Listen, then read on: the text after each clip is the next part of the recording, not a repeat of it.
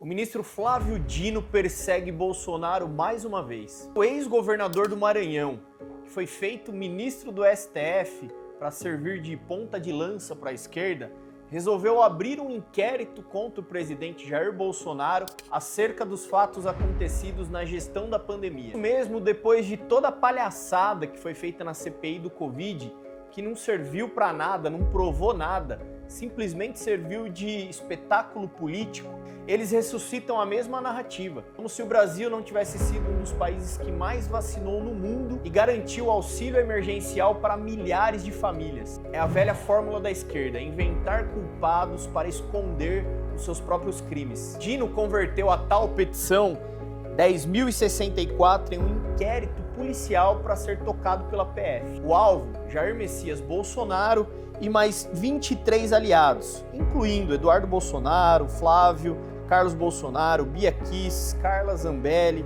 Felipe Martins, Alan dos Santos. A desculpa, indícios de crimes contra a administração pública baseados no relatório daquela CPI fajuta. Dentre eles, fraudes em contratos, superfaturamentos, desvios de recursos, contratos em empresas de fachadas e serviços fictícios. Dino diz no inquérito, abre aspas, notadamente em contratos, fraudes em licitações, superfaturamentos, desvio de recursos públicos, assinatura de contratos com empresas de fachada para prestação de serviços genéricos ou fictícios, dentre outros ilícitos mencionados no relatório da CPI, fecha aspas. Traduzindo para o português de gente grande, é mais uma caçada seletiva para tentar manchar a honra e a história de um homem que enfrentou a pandemia de peito aberto, sem ficar choramingando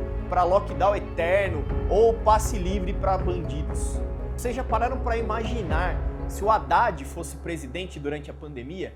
Se como ministro já é uma tragédia, imaginem só ele na presidência durante essa época. Em 2020, estava no centro de um dos maiores escândalos da pandemia, o Consórcio do Nordeste. Esse clubinho de governadores da esquerda, liderados por Rui Costa da Bahia, torraram 48 milhões de reais na compra de 300 respiradores de uma empresa chamada Hempcare Parma, especializada em produtos de cannabis, maconha. Resultado, nenhum respirador entregue, dinheiro evaporado de milhares de pessoas morrendo por falta de oxigênio, e o ministro Flávio Dino, até então como governador do Maranhão, assinou como um dos chefes do consórcio. E o que aconteceu depois?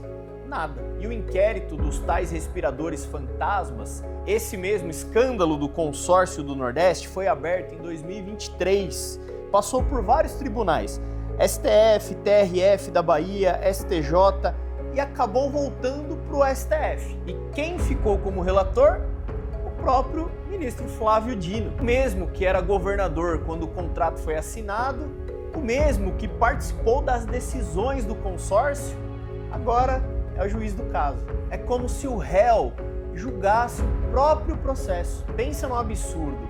O consórcio fez a compra de uma empresa sem pé nem cabeça, que nem sede tinha. Eles prometeram respiradores chineses top de linha. E o que aconteceu foi o quê? Entregaram nada. E o dinheiro foi para onde? É justamente Flávio Dino, que participou de toda essa porcaria que eu acabei de expor para vocês, que agora abre um inquérito por supostos desvios contra o presidente Jair Bolsonaro. Seria cômico se não fosse trágico. A farsa fica escancarada na cara da população. O cara que deveria estar sentado no banco dos réus posa de juiz imparcial. No fim das contas, o que a gente vê é sempre o mesmo modus operandi. A esquerda cria uma cortina de fumaça para esconder os seus próprios erros e o Bolsonaro virou um bode expiatório eterno. Mas a verdade é dura para eles, porque o povo sabe de verdade quem lutou na pandemia pela vida e pelos empregos e quem lucrou com a pandemia. Flávio Dino tenta posar de guardião da lei, mas carrega nas costas um escândalo de respiradores que nunca apareceram. E assim como ele, Rui Costa, Camilo Santana, Wellington, Fátima e tantos outros governadores do Nordeste seguem intocáveis, blindados pelo sistema. Bolsonaro, que garantiu vacina, insumos e auxílio para milhões de pessoas, é tratado como bandido. 2 pesos, 2 medidas. Para a esquerda, tudo é tratado com impunidade. E para quem ousou enfrentar esse sistema, forca. E é por isso que esse jogo precisa ser escancarado. Se querem investigar, comecem pelo consórcio do Nordeste. Se querem investigar, expliquem cadê os 48 milhões de reais que evaporaram. Mas não, preferem usar a toga para calar um adversário político que jamais eles venceriam no voto limpo.